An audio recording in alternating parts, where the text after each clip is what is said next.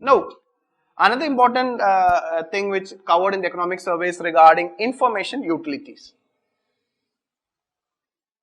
Okay, so economic survey talked about information before regarding you need to have an UPSC can ask this question. Okay, what is an information utility? What is an information utility? Okay, so as the term suggests, okay, the role of, so first of all the IBC have clearly said that okay, we should establish information utility. Okay, so what the information utility will do, they will collect, information utility will collect financial information from creditors. Okay, so all the financial information will be collected from creditors, will be collected by the information utility, and they will get it authenticated by the debtor. Okay, so any loan or any financial transaction being taken by the debtor, the information will be collected from the creditor, it will be authenticated by debtor. So all these things will be done by the information utility, and then this information, this financial information utility will store, and so they will collect, they will authenticate that information, they will store and provide access to.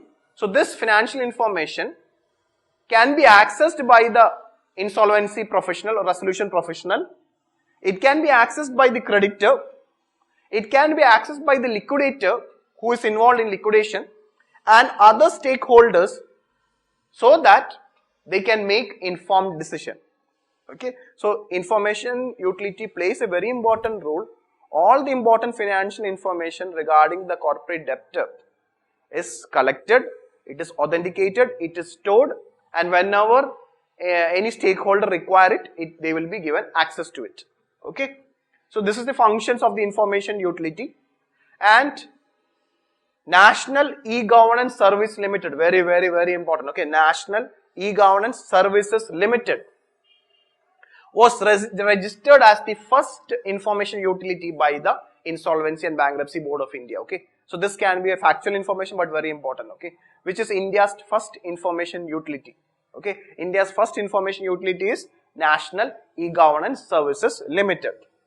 And one of the key objects, so this important information also you keep in mind regarding information utility. We'll continue. So this can be a potential question. They can ask you what is the function of information utility. They can also ask which is India's first information utility. Now coming back to the IBC, economic survey clearly says that okay, the key objective of Insolvency and Bankruptcy Code is the maximization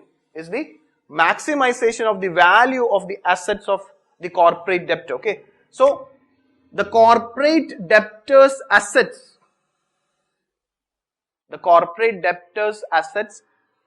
they will ensure that the assets will get the maximum value,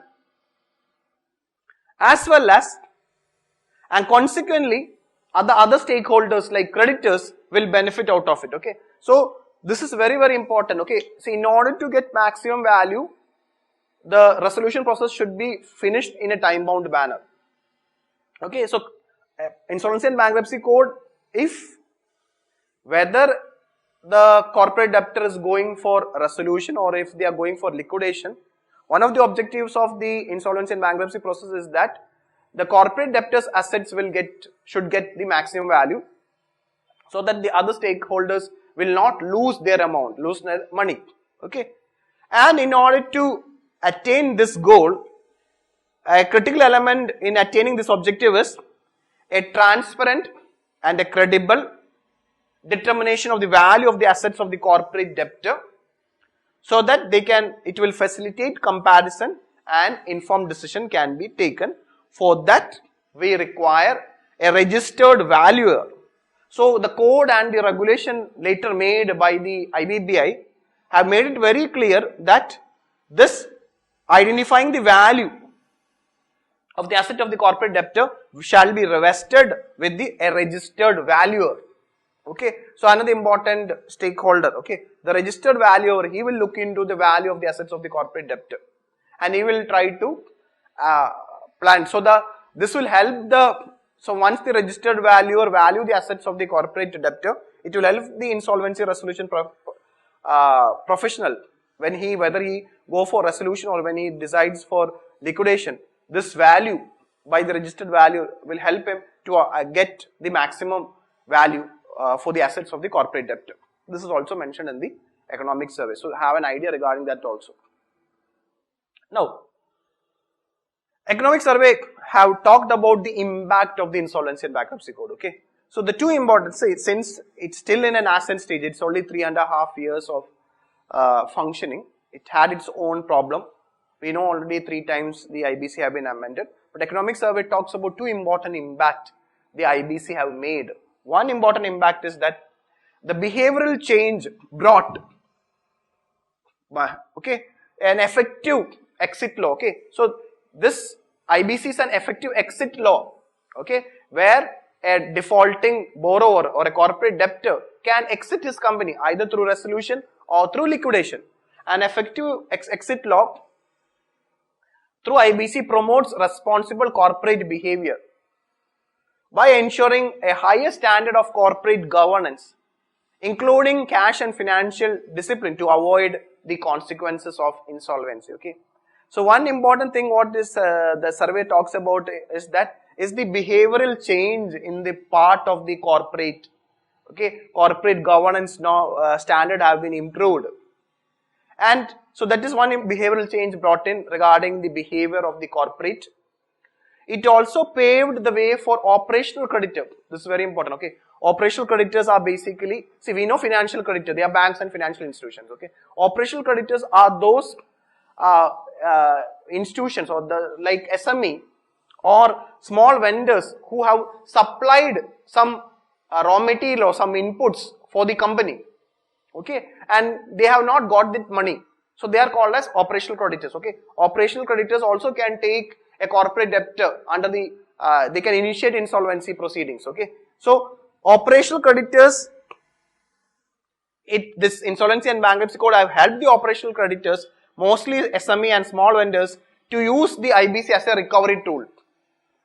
Since the corporate debtor knows that operational creditors can take them to the insolvency process, this fear have helped the operational creditors to get back their dues from the corporate debtor. Okay, so that is another behavioral change. So not only behavioral change towards the financial creditor, but also behavioral change towards the operational creditor also. Okay, so the threat of promoters losing control of the company is forcing many corporate defaulters to pay off their debt even before the insolvency can be started. Okay, so this behavioral change on the part of the corporate debtor is one of the positive impact of insolvency and bankruptcy code, which have been covered in the economic survey.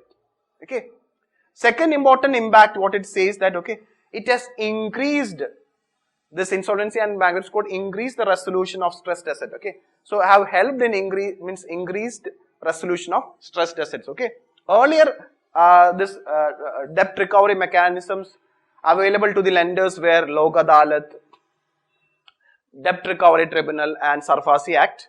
Okay, these all these earlier mechanisms were basically focusing on recovery. They were recovery focused. Their aim was only to recover their money, rather than what the IBC. So IBC is not recovery focused. The primary aim of the IBC is just it will try to turn around the company or the corporate debtor.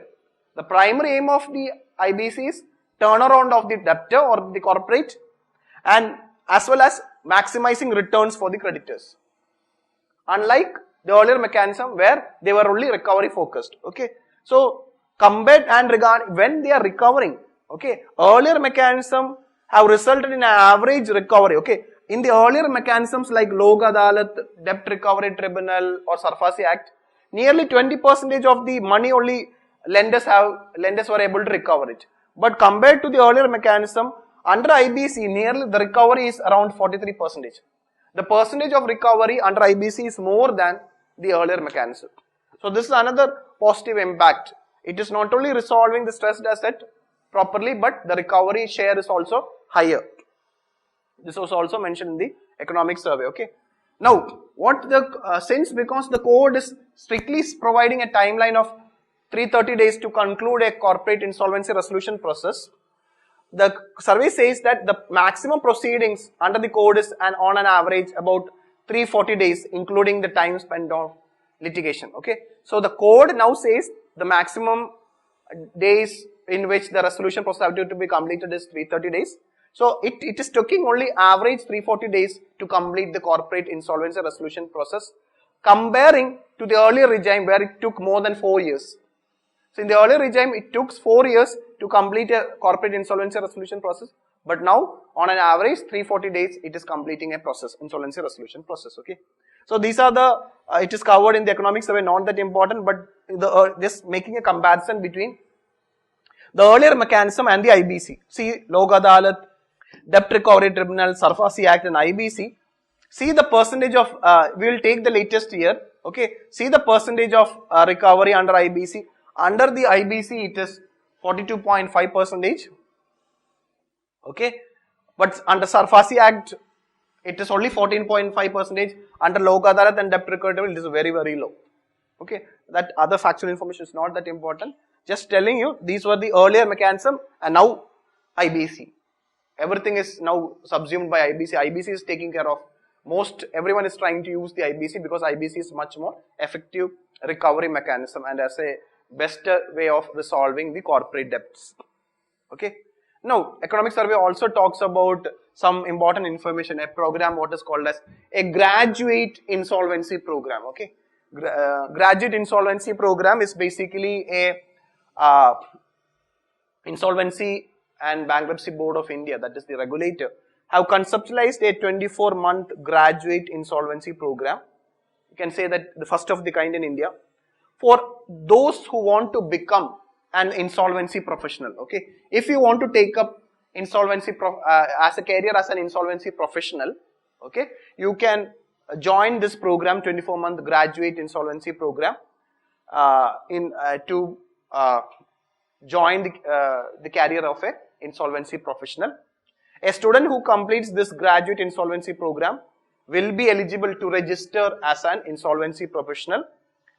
Instead, okay, earlier what was the issue is that to become an insolvency professional you require a 10-year experience related with accounting or auditing, etc.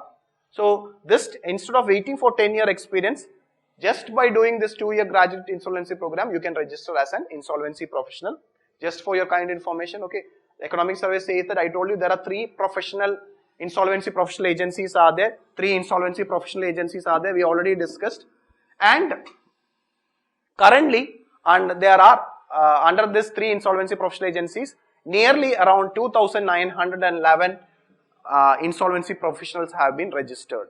Okay. So there are nearly 3,000 insolvency, exactly 2,911 as per the data. Economic survey is giving date till December 2019. So just to have an idea, so there are nearly 2,900 insolvency professionals, 3 insolvency professional agencies, and we have different benches of National Company Law Tribunal as well as National Company Law Appellate Tribunal, and we have a Bankruptcy Board of India, we have information utilities, we have a mechanism to deal with the insolvency and bankruptcy process. All makes this particular topic very, very important. So revise it, okay. So if a question comes, you can easily answer it. Thank you.